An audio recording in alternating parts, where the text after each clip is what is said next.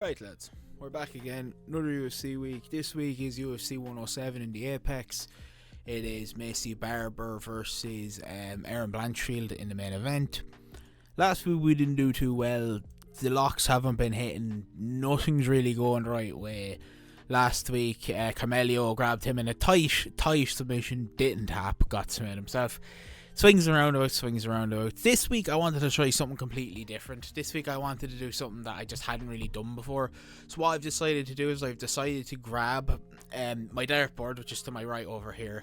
I've decided to throw some darts at that dartboard and to pick the lock. I thought that I've been hurt before.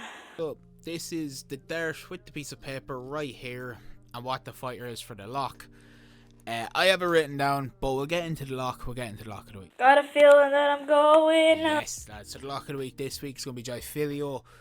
Jahalio Filio. That one was obviously by actually the dartboard. You can see it there, Jai Filio. And actually, I wasn't probably going to lock him if it wasn't for the dartboard. I wasn't really keeping too much attention on this fight. But the line does not make a whole amount of sense now, to be honest. I don't think a lot of people will understand this, myself included.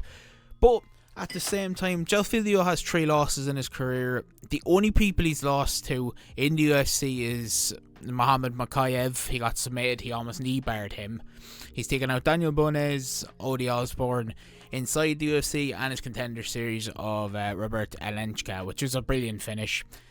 Look, the weird thing I find strange about this one is Alan Nascimento over here has not fought in nearly 2.5 years. Like, the last time he fought in the Octagon was January 2023, and he took out Carlos Fernandez. Fair enough. Carlos Fernandez, that was so long ago. Carlos Fernandez was 8-1, which is kind of mad, and he took out Jake Hagley. Look, they're good wins to have. But if you think about it, Carlos and Jake probably both won't be in the UFC. Jake isn't even in there anymore and Carlos isn't. This man has had 4 cancelled fights. This is why he hasn't been here, which is absolutely mad. So Alan Maxarito actually has the reach over him. 2 years younger is Jai Filio. Jai Filio has a 41% strike rate, 61% strike rate on Anicio. Strikes absorbed is 47% defense to 50% defense, and then the takedowns is the grappling side, with the takedown actually 33 and 55 takedown defense is Jai Filio's. Jai Filio is a really good submission artist. I would believe that the striking goes the other way to Alan Masito, but I don't think it's strong enough, powerful enough to really upset Filio. I do believe that Filio, I think, can get this to the mat, and I know he fights a jukebox, one of the best defensive teams around, but if he gets him to the mat, there wouldn't say that he wouldn't just sprawling at an E-bar or a choke of some sort. He's really good when he hits the mat. I can feel Jai Filio putting on a bit of a veteran performance against somebody who has a bit of ring rust inside the octagon, being able to take him into deep waters, lay into a few rounds and submit him. So yes, thank you dartboard, we're going to pick Jai Filio and hopefully this one lands. Hopefully the dartboard has more luck than me over the last few weeks. But anyways, we'll get down to the favourites. The favourites on this card are not brilliant. I actually have a lot of underdogs in here because I believe in a lot of underdogs. We'll start with Dustin Jacoby. I flipped the coin between the two of these over the last probably week between him and Bruno Lopez. But the main thing that changed it to me was the same style of both them kind of being chinny, 2 chinny guys, not the greatest chins on planet Earth. But when you look at Bruno Lopez, he's only lost to Benson Robario, getting knocked out by Benson Robario, nothing wrong with that. You know, there isn't genuinely anything wrong with that.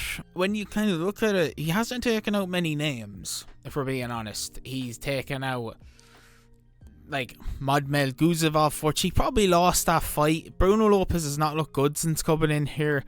2 chinny guys, nothing spectacular, but when you take a Brazilian regional scene guy like Victor Petrino and put him against Dustin Jacoby, I have a feeling he's just going to go have a quick boxing match with someone as good as Dustin Jacoby on the feet.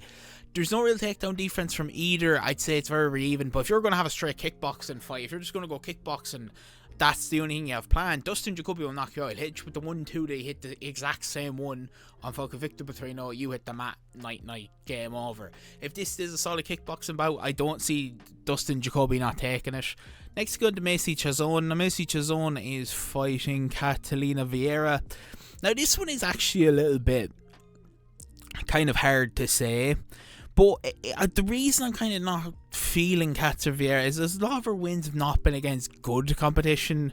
Like, Pansy Kennard, Holly Holm, Misha Tate. They're her recent wins. Like, they're not brilliant. She lost to Kayla Hairston, fine. Raquel Pennington, Yaya Santos. I would argue that it was 4 years ago, but I still argue that Macy Chiasson is definitely a lot better than the majority of people that she's lost to. Macy Chiasson is just really good because she's so long. It's one of those things where, being as long as she is as a woman and with her skills on the ground, it's not that they're two heavy hitters, they're really not. But if you take the whole grappling side of things and everything else, if Macy Chiasson hits the mat with this one, there's going to be a submission. I say she has it, just being able to grind it out, maybe just straight jabbing with her distance, just playing it kind of safe, because it is a women's fight, probably a lot of grappling, a lot of cage holding. But if it does hit the mat, I'd go with Macy Chiasson to be able to finish it by submission.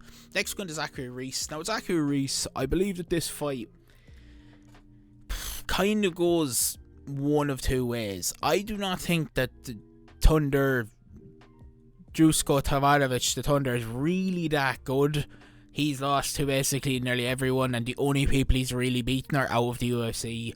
Mookie Capitano and Jordan Wright are both out of the UFC. Both of them aren't in there anymore. It's kind of, he's on the edge of being released.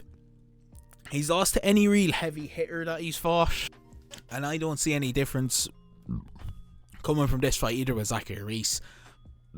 I think this will be a first round knockout. If it's high odds, I'd back it. This will be a first round knockout for Zachary Reese.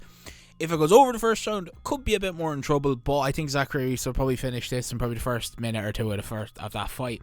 And next we go on to Jordan Levitt. Now, Jordan Levitt is a strange one because he loses to a lot of higher level guys in the division, but is able to take out, the how would I really word it? The people probably shouldn't be in the UFC as such. Like, he's only lost to Chase Hooper and Paddy Pimblett, both by submission. He kind of has finishing ability. I don't know, because Kurt Holobaugh, to me, just never puts in enough to win. Like, there's just never really enough of a performance. Like, the thing that makes me nervous and why I'm picking Jordan Levitt is the stats with Kurt Holobaugh. When you absorb 4.3 shots, basically 4 shots per minute, and your defense is still 49 with good strike and accuracy, but it kind of basically means he's coming in trading a few to get a few back. And I think as you get older and meet someone with power, like, I'm not going to say Jordan Levitt kind of has it, but he might. I think that this is going to be a takedown kind of brawlish enough style on the feet from Jordan. I'd say he is the takedown stuff. He has the higher stats on both. The takedown defense is higher from Kurt Holobaugh, but I do believe that Jordan Levitt probably grinds out a decision here. I don't think it's going to be anything that interesting. I don't see a finish. I just see a decision by Jordan just being a bit more gritty, just probably being able to mix in a bit more wrestling and getting takedowns when they're needed. But look, we'll go down to the underdogs, move on. We are now at the underdogs. Like I said, there's going to be a lot of underdogs here. So these are actually the other 3 options on the dartboard. Another 3 options on the dartboard. So let me look at these. So obviously we'll start with Trevin Giles. So Trevin Giles is fighting Andres Gustafsson. So Andres is fighting Trevin Giles. He's coming in at a catchweight. This is actually going to be a catchweight. I think it's a 180 catchweight. It's a weird one for Trevin Giles because, to be fair, his UFC career is probably on the line. Now, being fair to Trevin Giles, and the reason I have him here is his only real losses are against some of the top in the division, like Dracus, Michael Morales, Carlos Paratas, Gabriel Buffon. They're all fair enough losses to have. They're not the worst thing on planet Earth. I wouldn't sit there and go, oh, that's something terrible. And from watching Andres Gustafsson, even from his finish on the Contender Series, I do think he's being very overhyped. I do believe that he isn't that good.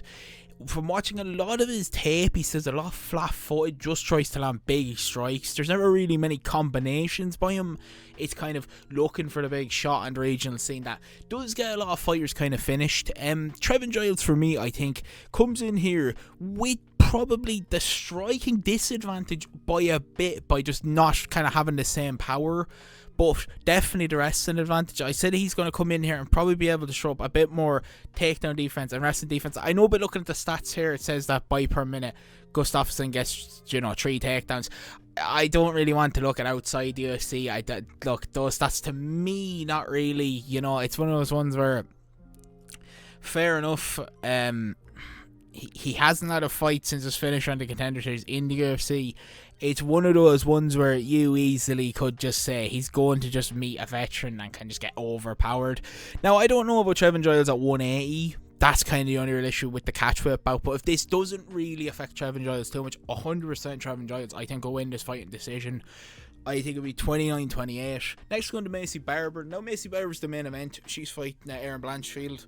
Now, I do think in Macy's recent performances, she definitely has shown that she has the skill set to be able to win a fight like this. But it is kind of always, is she going to put it on, you know, the style that night? Is she going to actually come out with it? And then it just doesn't come together. This time, I don't think she's going to have that issue. I think she's going to come in with the same style, same brawling styles, you know, take a shot to get in, you know, keep it the distance.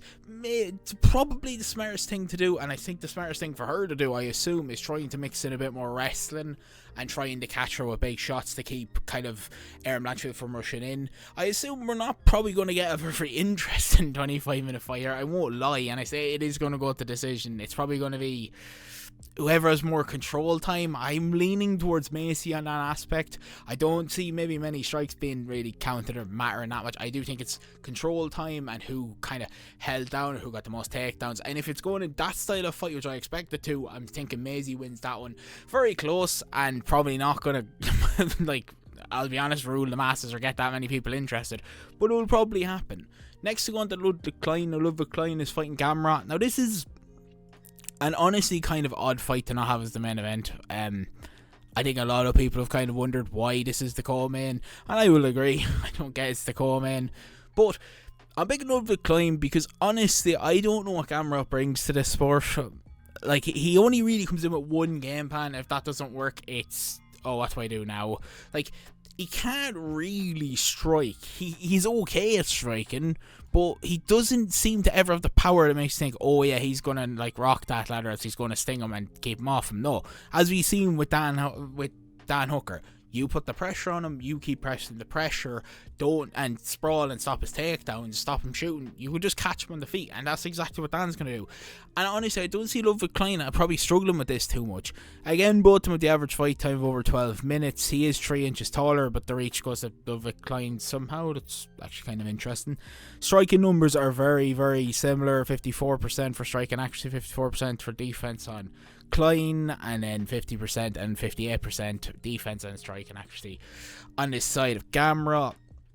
Look, the takedowns and everything are going to be all the same. I do believe, obviously, Gamrot's going to keep shooting. I think Klein is going to put out the exact same Dan Hooker sort of style. I think he's going to have the game plan right. I think he's going to be able to stop these takedowns, push him up against the cage, and keep pressure on him. Once you keep the pressure on him, you will genuinely beat Gamrot. It's one of these things, unless Gamrot has really upped his game, but I just see it kind of hard where a full wrestler can just change that style. You can't. He will struggle, and I don't see that he's going to have a different game plan.